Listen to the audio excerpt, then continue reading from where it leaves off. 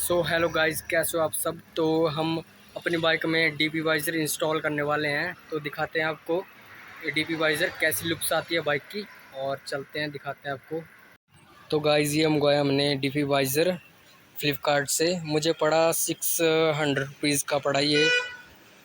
दिखाते हैं आपको कोरियर खोल के कि कैसा है ये डीपी वाइज़र। सो गाइस ये है अपना डीपी वाइज़र, खोलते हैं इसको, दिखाते हैं आपको कि कैसा है ये और क्या लुक्स आएंगी इससे बाइक की।